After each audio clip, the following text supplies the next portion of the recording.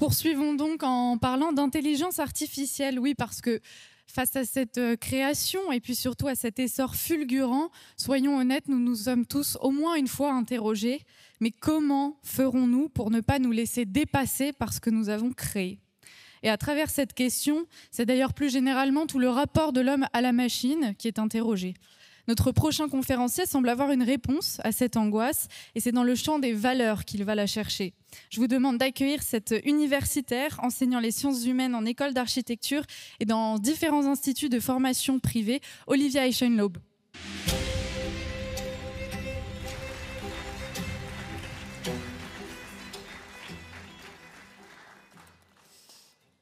Merci. Bonjour à tous. Donc effectivement, je vais parler du travail et surtout de la valeur du travail, en commençant avec une question délicate, c'est celle de la définition de la valeur. Qu'est-ce que la valeur ? Personne ne peut vraiment le dire parce que la définition de la valeur dépasse largement le cadre des disciplines scientifiques qui s'y intéressent. Elle peine à adopter un point de vue commun, non seulement parce qu'elle manque d'outils d'objectivation et de comparaison concrets, mais aussi parce qu'une mise en commun conduirait à des contradictions au sein de leur approche théorique respective. Nous ne pouvons donc étudier la valeur que sous la forme d'un catalogue, ce qui empêche toute généralisation ultérieure, sinon selon un angle nécessairement engagé. Je vais donner 3 définitions. Premièrement, pour les économistes, la valeur découle de l'hypothèse que chaque individu désire quelque chose et qu'il cherche à obtenir le maximum de cette chose pour un minimum de dépenses ou d'efforts. C'est la logique dite de maximisation de l'utilité qui appartient à la théorie plus générale d'Homo economicus. Et en simplifiant à peine, on peut en conclure que les économistes définissent la valeur comme une sorte de promesse de plaisir individuel qui se traduit elle-même par la recherche d'un gain monétaire maximal. Deuxièmement, pour les linguistes, l'approche sémiologique veut que la valeur n'existe pas pour ce qu'elle apporte, mais pour ce qu'elle signifie. Entre deux désirs strictement équivalents sur le plan d'utilité, chacun préférera celui qui correspond symboliquement le plus à ses attentes. Par extension, ce choix peut être fait même s'il ne maximise rien, c'est-à-dire simplement parce qu'il porte un sens, ce dernier ne pouvant exister que dans un contexte culturel qui hiérarchise et qui structure le réel. On en retiendra que la valeur est avant tout ce qui est porteur de sens. Troisièmement, pour les anthropologues, la valeur est plus complexe. Elle est peu normée et elle est quasiment impossible à généraliser sous la forme d'une théorie. Elle se fonde sur une nuance entre ce que les individus désirent et ce qu'ils devraient désirer, selon qu'ils considèrent ce désir comme légitime ou non. La valeur correspond donc à quelque chose de légitimement souhaitable selon des règles éminemment variables en fonction des groupes sociaux, puisque la structuration de la légitimité est strictement dépendante de ces groupes eux-mêmes. Il est difficile de trouver beaucoup d'alternatives sérieuses à ces 3 définitions ou à ces 3 approches. Il faut donc se concentrer sur ces 3 critères pour apprécier la valeur du travail, en partant du principe qu'ils ne s'excluent pas nécessairement les uns les autres. Ce qui permet de reposer la question de la manière suivante. Le travail est-il une valeur parce qu'il maximise les utilités individuelles, parce qu'il se fonde sur une forme quelconque de légitimité ou parce qu'il a du sens pour celui qui l'effectue ? Pour répondre à cette question, aujourd'hui, on ne peut dissocier le couple valeur plus travail de notre époque historique qui, à travers la généralisation des machines, elles-mêmes liées à l'exploitation d'énergies fossiles, c'est-à-dire du pétrole, dans une économie capitaliste et libérale, a profondément modifié la nature des tâches auxquelles il correspond concrètement. Je ne reviendrai pas ici sur l'histoire générale du travail, mais je vais me concentrer sur son évolution après la révolution industrielle, époque charnière qui conduit presque directement à la manière dont le travail s'organise et se perçoit aujourd'hui. Durant cette période, une première crise de conscience date probablement de la Grande Dépression américaine, quand les effets de la machinisation ont simultanément fait retentir 2 alarmes. Premièrement, le monde du travail comprend que, quand la logique industrialiste se confond avec la domination techniciste, l'automatisation de la production peut priver de travail des millions de personnes et les pousser du jour au lendemain vers ce que Keynes appelle le chômage technologique. Secondement, dans le même élan, les ouvriers comprennent également que la machinisation les condamne à effectuer une succession de tâches prédéterminées dans leur modalité comme dans leur contenu, à travers lesquels il n'est plus possible de s'identifier en tant que personne douée de compétences spécifiques et qui n'offrent quasiment plus aucune perspective d'évolution professionnelle, cette dernière étant dépassée par l'évolution technique des machines elles-mêmes. En contrepartie, la révolution machiniste, puis l'évolution électronique permettent de produire un volume toujours croissant de marchandises avec un volume toujours décroissant d'heures de travail humain. Il n'est donc pas très difficile de démontrer que cette opération conduit à une modification de la valeur du travail, en termes de gains monétaires pour certains, en termes de perte de légitimité pour d'autres. Cela signifie aussi, et c'est peut-être le plus important, que pour un niveau de production historiquement comparable à celui qui précède l'exploitation du pétrole et des machines, nous pourrions théoriquement travailler une quinzaine d'heures par semaine seulement, peut-être même moins. Mais pour des raisons qui relèvent de la survie des sociétés capitalistes, ce sont d'autres choix qui ont été faits. Car le problème que nous venons de décrire, c'est qu'il conduit inexorablement le système capitaliste dans un mur de contradictions. En privant les ouvriers et les employés de leur travail, en instaurant une compétition inégale avec des machines qui paupérisent les travailleurs, qui peut encore payer les biens et les services produits continuellement par des moteurs et des ordinateurs qui travaillent sans salaire? Car le capitalisme automatisé ne peut pas exister sans pouvoir d'achat, et ce pouvoir d'achat, qui découle directement du travail humain, est désormais inversement proportionnel au travail opéré par les machines. Dans Le Capital, Marx a apporté un élément de réponse à ce problème en affirmant que la baisse tendancielle du taux moyen de profit serait inévitable à long terme et que le capitalisme ne pourrait se concevoir autrement que comme un système de production historiquement déterminé. Mais, comme le fait remarquer Jean-Claude Michéa, il avait sous-estimé son extraordinaire capacité de résilience, dont la première phase a consisté à transformer chaque terrain d'expansion libérale en une gigantesque société de consommation, de manière à ce que la masse de biens et de services produites par ceux qui les vendent trouve toujours un public et une raison pour être achetés. Quant à la deuxième phase, qui n'était clairement pas concevable à la fin du XIXe siècle, elle a consisté à créer virtuellement les emplois nécessaires au fonctionnement du système pour y maintenir un équilibre de marché. Concrètement, cette crise se traduit par une déconnexion progressive entre la réalité de la vie humaine et celle du système capitaliste, qui ne fonctionne plus que sur des bases fictives et précaires, elles-mêmes camouflées par deux choses. Premièrement, des valeurs faites travail, et ensuite un travail sans valeur, ce sur quoi je vais insister un peu plus maintenant. La stratégie de ce que nous appelons ici des valeurs faites travail a consisté dans un premier temps à transformer l'ensemble des tâches domestiques effectuées naturellement et gratuitement depuis des siècles dans un cadre familial en un travail rémunéré pour autrui. Depuis les années 60, l'espace domestique représente en effet une réserve considérable pour recréer du pouvoir d'achat là où il a été absorbé par les machines. À ce sujet, Patrick Buisson a rappelé récemment comme la libération féminine, expression dont il questionne bien entendu le sens, a invité celles qui rejoignaient le marché du travail à privilégier leur pouvoir d'achat plutôt que l'accompagnement de leur mari, préférant voir leurs enfants élevés par d'autres plutôt que par elles-mêmes.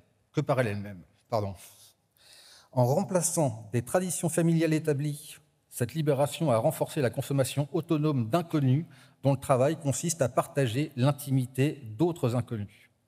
Pour parvenir à plus d'emplois, seul mot d'ordre sur lequel la gauche et la droite se sont systématiquement mises d'accord, il a donc fallu amener des hommes, et surtout des femmes, à se payer mutuellement pour effectuer par profession des tâches salariées qu'ils et elles effectuaient jusqu'alors par eux-mêmes, souvent mieux et plus rapidement, et en tout cas avec une légitimité symbolique nettement plus importante. Pour maintenir le leurre de la croissance économique, en effet, quoi de plus malin que de se rémunérer mutuellement pour garder chacun les enfants de l'autre et maintenir artificiellement un produit intérieur brut élevé, alors qu'absolument rien n'a été produit concrètement. C'est le secret de la croissance capitaliste et la base de la financiarisation du libéralisme. Michéa note en effet, lui aussi, que la figure libérale de l'homme nouveau est en elle-même contradictoire, puisque d'une part, l'injonction à une consommation toujours plus importante, sans laquelle le capitalisme s'effondrerait, nécessite une obligation sacrificielle résumée par le fameux slogan « Travailler plus pour gagner plus ». Mais d'autre part, le temps disponible pour la consommation est inversement proportionnel au temps consacré au travail. La résolution de cette contradiction consiste à prendre sur le temps nécessaire à la vie familiale et sur le travail éducatif qu'elle suppose. Dans un deuxième temps, cette stratégie des valeurs faites de travail a été appliquée à une autre catégorie d'activités, les vacances et les loisirs, qui constituaient jusqu'alors la forme la plus souveraine de non-travail. Le temps libre a longtemps été consacré à des activités simples et gratuites. Lire, cultiver son jardin, marcher en forêt, se dépenser physiquement, s'occuper des enfants, rendre visite à ses parents, etc. Le marketing transforme désormais l'ensemble de ces activités récréatives en obligations sociales complexes à travers une injonction croissante à la consommation. En même temps, il modifie profondément la nature des loisirs et incite au tourisme de masse qui les capte et qui les monétarise dans ses parcs de loisirs, ses croisières, ses hôtels et ses spectacles marchands. Marx, pour qui le temps libre était un indice de richesse propice au développement d'activités supérieures, n'avait pas prévu non plus que le non-travail serait ainsi colonisé par le marketing et que la frénésie productive trouverait un corollaire quasiment symétrique dans la consommation des loisirs. Travail et non-travail se retrouvent donc encapsulés dans une même logique où tout s'achète et tout se vend, créant par là l'emploi et le pouvoir d'achat nécessaires à une consommation circulaire généralisée. Il contribue désormais à une double aliénation. Si le travail est dépourvu de signification et ne permet plus de se réaliser dans une œuvre achevée, le non-travail amplifie ce processus à travers un désir de biens qui perdent eux aussi leur sens en ne satisfaisant plus que des besoins artificiellement créés. La deuxième stratégie de camouflage découle en partie de la première. C'est le travail sans valeur.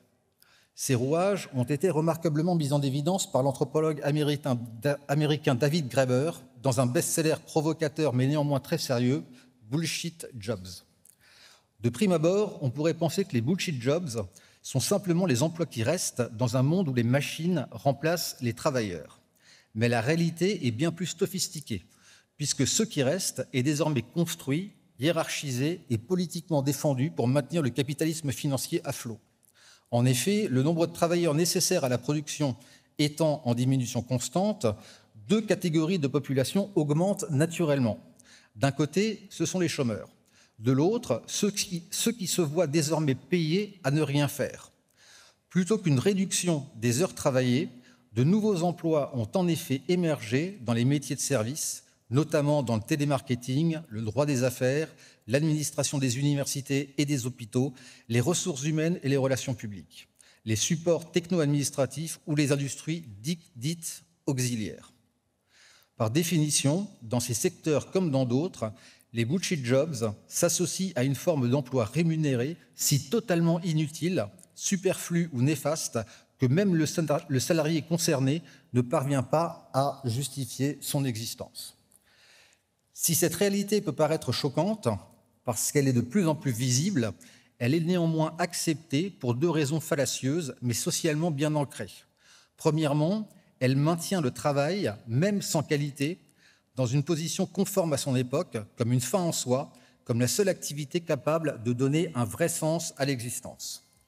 Secondement, elle permet de contrôler l'occupation du peuple, partant du principe qu'une oisiveté excessive pourrait ouvrir une voie inconnue et dangereuse vers la révolution. David Graeber estime de ce fait que les bullshit jobs représentent en eux-mêmes une attaque directe contre ce qui rend humain. On ajoutera que la stratégie de camouflage qui les justifie constitue effectivement un puissant outil de destruction culturelle et sociale. Pour le montrer, il faut admettre au départ que l'échafaudage de niveau hiérarchique artificiellement construit par cette stratégie est aujourd'hui structuré par des fonctions complexes et prestigieuses en apparence, alors même que les employés qui les occupent n'ont souvent aucune expérience concrète des tâches qu'ils sont censés superviser. C'est ce qui vient d'être dit globalement par mon prédécesseur. Et qu'ils peinent eux-mêmes, du coup, à comprendre. Il n'est malheureusement pas très difficile de s'en convaincre, et on peut partir du principe qu'un seuil est atteint quand un travailleur ne parvient plus à expliquer le but de son travail à ses enfants. Ce but, si tant est qu'il existe, est rendu incompréhensible parce qu'il ne se construit plus sur des règles intelligibles héritées de l'apprentissage culturel et du bon sens.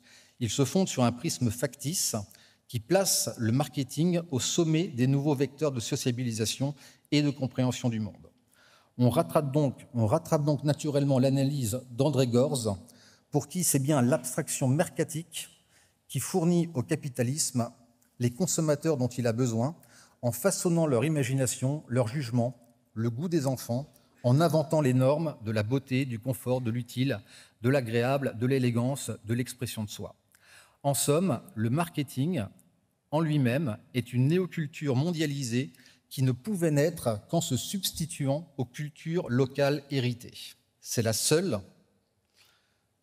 Le marketing est le seul qui permet désormais de comprendre ce que représente encore le travail aujourd'hui. Alors, il serait évidemment excessif de généraliser ce point de vue au travail dans son ensemble. Seuls certains emplois du monde tertiaire sont concernés, ceux vers lesquels le système éducatif et universitaire oriente actuellement massivement la jeunesse.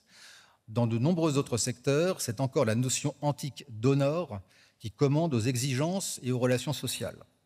Elle s'entend ici à la fois comme une forme d'honneur et de dignité qui privilégie la qualité du travail plutôt que sa forme. L'histoire montre qu'elle conduit, elle aussi, à des systèmes d'organisation puissants, capables de bouleverser les hiérarchies et de déstabiliser les pouvoirs, tout en assurant la renommée et la richesse des travailleurs. Marcel Mauss a bien montré que cette notion, qui relève pour une part du sacré, est à la base d'une économie primitive au sein desquelles les confréries, les corporations et le compagnonnage ont constitué les premiers groupements professionnels organisant les métiers et leur hiérarchie dans le but de pérenniser l'excellence d'un savoir-faire. Parallèlement à la hiérarchie corporatiste, l'honneur au travail s'exprime également, mais d'une manière différente, dans les fonctions centrées sur le corps. Encore très présentes dans les métiers d'uniforme, l'armée, la gendarmerie, les pompiers, ces fonctions fondent avant tout leur efficacité sur une manière d'être et d'agir à travers des responsabilités qui s'assimilent parfois à un sacerdoce. On trouve un mode de fonctionnement à peu près similaire dans les métiers d'ordre, ceux de la justice, mais surtout ceux de la médecine, où la reconnaissance s'exprime parfois comme un don de soi, qui révèle lui aussi une façon d'être fondée sur une philosophie quasi spirituelle, plus que sur un simple pari d'ordre monétaire. Pour prendre conscience de cette réalité, il suffit de comparer les impacts d'une revendication typiquement française, la grève. C'est un droit fondamental des travailleurs, mais il n'existe pas pour les métiers d'uniforme. Et si tout le monde connaît le cloaque que provoque une grève des éboueurs, il n'est pas difficile d'imaginer ce que produirait une longue pause des infirmières. Comparativement, quel est l'impact d'une grève des banquiers, des ingénieurs de la planification stratégique ou des responsables de l'inclusivité durable? Tout simplement un moyen tangible de mesurer la valeur du travail. Cette remarque nous mène directement à la question posée par Matthew Crawford, quand il défend sans nostalgie le retour au travail manuel. Qu'est-ce qu'un bon travail? Qu'est-ce qu'un travail susceptible d'apporter à la fois sécurité et dignité? Il y répond en affirmant qu'il ne peut s'agir d'autre chose que d'un travail productif, un travail chargé de sens parce qu'il est profondément utile. Le travail productif repose en effet sur la manipulation d'outils et de savoir-faire techniques. Il fait appel à des compétences concrètes radicalement opposées aux compétences virtuelles des travailleurs de la connaissance, ce qu'il appelle les knowledge workers, qui naviguent librement dans un univers économique d'information pure et qui orientent systématiquement les jeunes générations vers les métiers les plus fantomatiques. Un bon travail est donc celui qui permet de renouer avec le réel et de reprendre prise sur le monde afin de retrouver une capacité effective à agir sur lui, matériellement comme intellectuellement.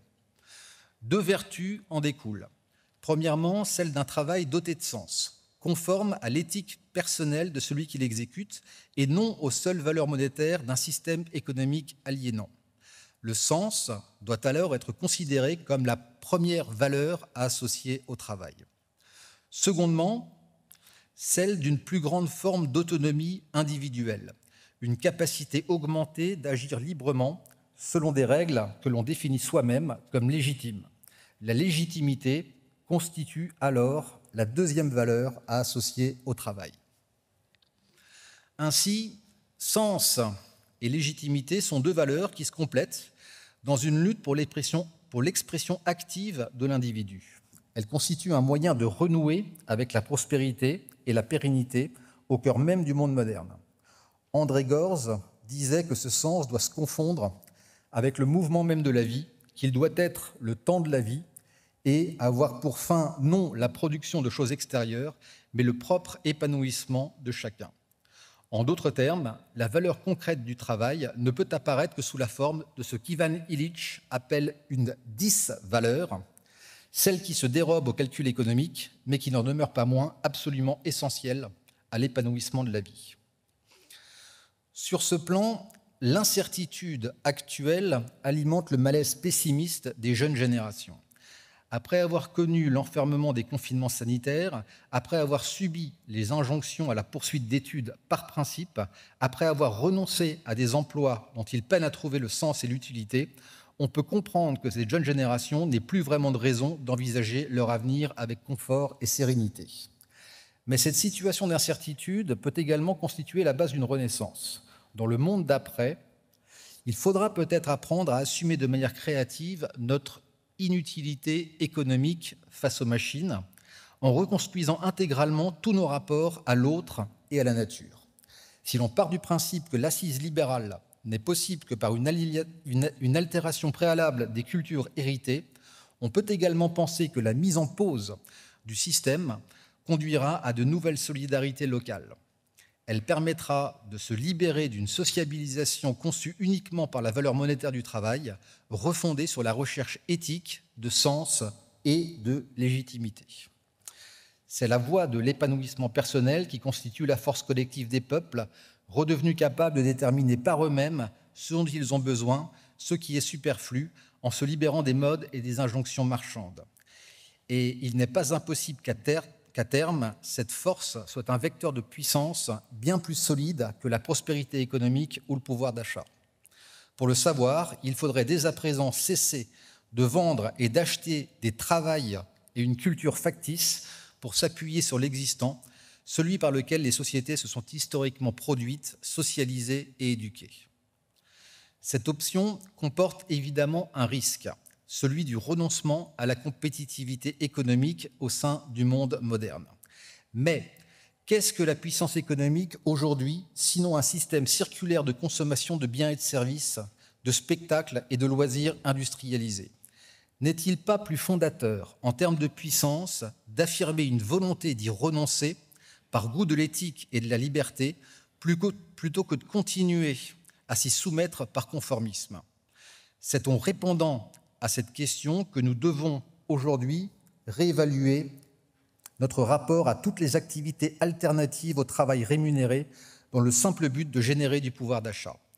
L'entraide communautaire, l'éducation des enfants et la formation des adultes, la gestion du patrimoine partagé, l'autoproduction de biens alimentaires et essentiels, l'autoproduction des outils qui permettent de tout façonner. C'est la question de savoir s'il est possible et souhaitable de se produire individuellement et de se reproduire collectivement en dehors de toute valeur économique, de se soustraire au travail en se le réappropriant, de ne plus confondre production de richesse et production monétaire. C'est en somme la question qui commande notre réengagement dans toutes ces choses qui composent notre culture et qui incluent, outre les savoirs et les connaissances, le sens de la beauté et de la vérité, le goût de l'effort et du dépassement de soi, la vie familiale et l'art de vivre. Alors, tant qu'elle fonctionne encore sans se plaindre, faisons travailler les machines et libérons le temps nécessaire pour y réfléchir. Notre histoire nous fournit d'ores et déjà les alternatives philosophiques et politiques nécessaires. Je vous remercie pour votre attention.